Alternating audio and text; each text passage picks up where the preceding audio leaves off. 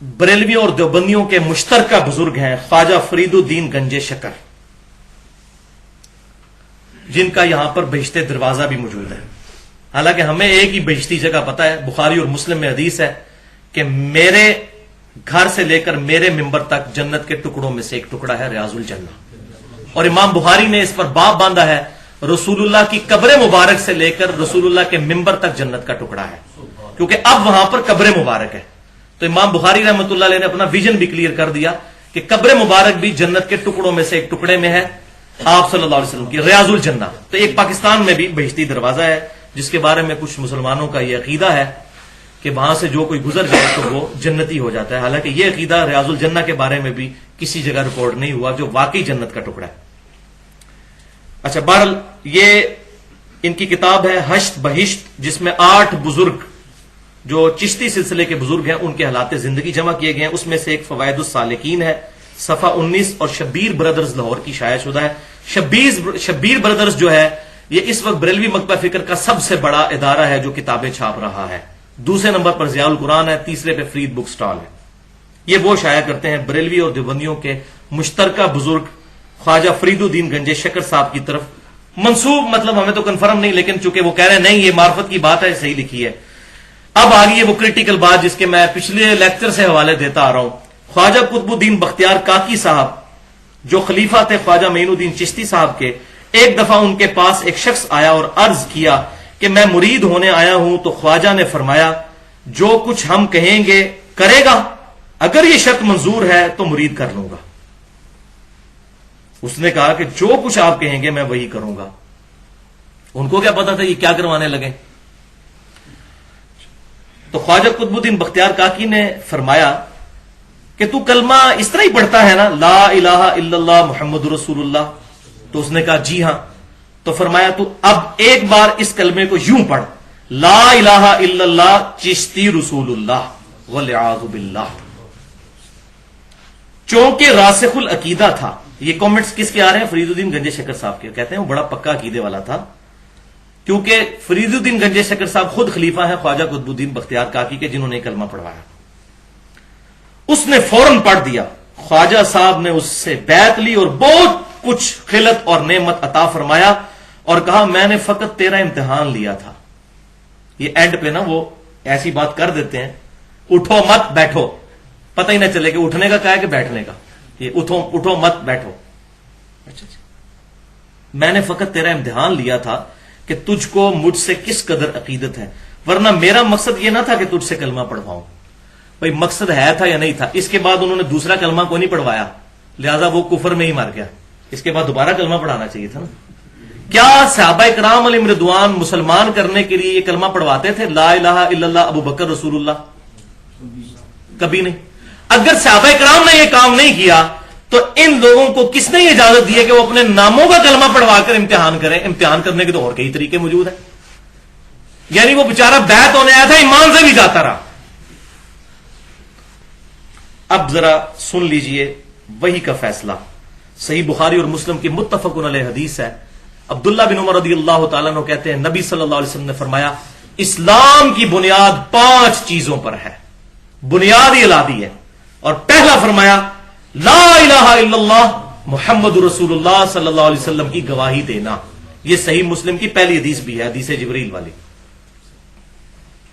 دوسرا نماز قائم کرنا، تیسرا زکوٰۃ ادا کرنا، چوتھا حج، اور 5واں رمضان کے روزے۔ یہ ہے وہی کا عقیدہ کہ کلمہ بنیاد ہے، اس کو جو ہلائے گا۔ تو اب آپ دیکھ لیجئے۔ اچھا، اب اسی کے اوپر بریلوی اور دیوبندیوں کے مناظرے بھی رکھے ہوئے یوٹیوب پہ۔ جب بریلویوں نے دیوبندیوں پر اعتراض کیا کہ آپ کے بزرگ نے کلمہ پڑھوایا ہے لا الہ الا اللہ اشرف علی تھانوی رسول اللہ والعیاذ باللہ، وہ آ رہا ہے اب، تو انہوں نے کہا آپ کے بزرگ بھی تو پڑھا کے گئے ہیں چشتی رسول اللہ۔ انہوں نے کہا چلو ٹھیک ہے، کینسل ہو گیا، دو برابر ہو گئے۔ یہ بالکل اس طریقے سے ہے کہ اگر کوئی شخص یہ کہے میرا بیٹا اسکول میں فیل ہو جائے اور میں پوچھوں بیٹا تو کیوں فیل ہوا، تو کہ ابو جی آپ کے دوست کا بیٹا بھی فیل ہو گیا، تو میں کہوں ہاں بالکل ٹھیک ہوا ہے۔ بھائی دونوں غلط ہیں، اور یہ مناظرے کرتے ہوئے شرائط رکھتے ہیں کہ اگر ہم نے کوئی ایسی گستاخی آپ کے بزرگ کی نکالی جو کفریہ ہوئی تو آپ نے فتویٰ لگانا ہے۔ ہاں اگر آپ نے اس کے مقابلے پر ہمارے بزرگ کی کوئی نکال دی تو پھر نہ ہم آپ پر فتویٰ لگائیں گے نہ اپنے پر۔ اور پھر وہ اینڈ پہ دعا کر رہے ہوتے ہیں یا اللہ ہم میں سے جو جھوٹا ہے اس کو یہیں پر موت دے دے، اور کسی کو موت نہیں آتی، یعنی دونوں جھوٹے ہوتے ہیں، کیونکہ پھر دونوں جھوٹے ہوئے نا. وَلِعَاذُ بِاللَّهِ تَعَالَى.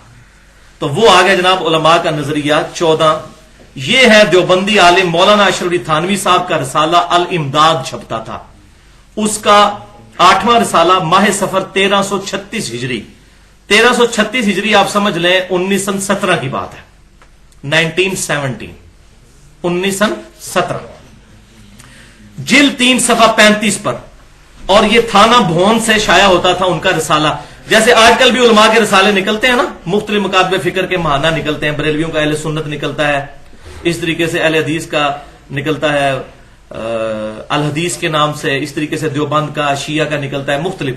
تو اس زمانے میں اشرف تھانوی صاحب بھی اپنا ایک رسالہ نکالا کرتے تھے. اب اس میں وہ سوالوں کے جواب دیا کرتے تھے. تو ان سے کسی نے سوال پوچھا. اب یہ سنیے، ایک شخص نے خواب دیکھا اور اس نے کہا کہ حضرت میں نے خواب دیکھا ہے. یہ سوال کا جواب ذرا آپ ارشاد فرمائیے. میں خواب میں کیا دیکھتا ہوں کہ میں کلمہ پڑھتا ہوں لا الہ الا اللہ اشرف علی رسول اللہ وَلِعَاذُ بِاللَّهِ.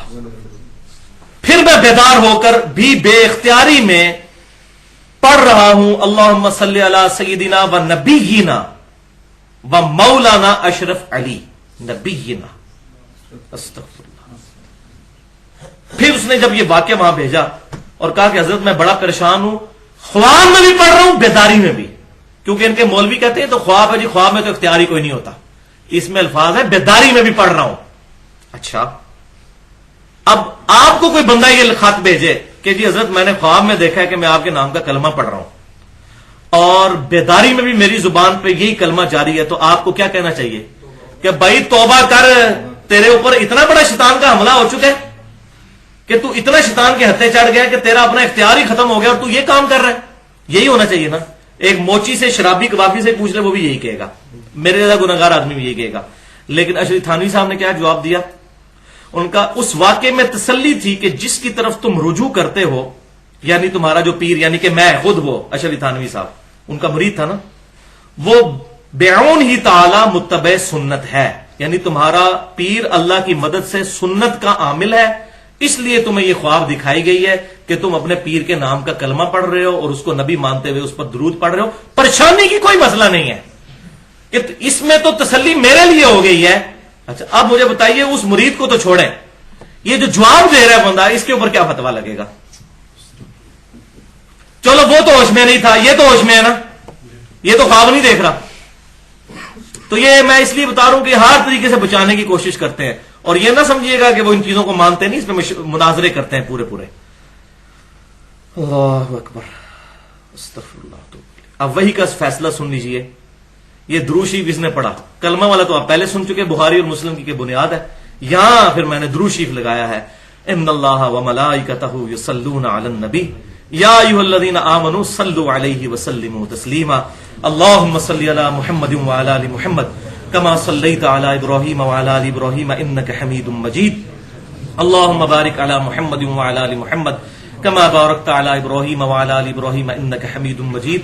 سورۃ الاحزاب کی آیت نمبر 56 ہے اور بخاری اور مسلم کی متفق علیہ حدیث ہے. جب یہ آیت درود نازل ہوئی تو رسول اللہ نے ہمیں درود ابراہیمی سکھایا. لہذا وہ بدبخت علماء جو کہتے ہیں درود ابراہیمی ناقص ہے، ان کو توبہ کرنی چاہیے. یہ درود رسول اللہ نے سکھایا ہے.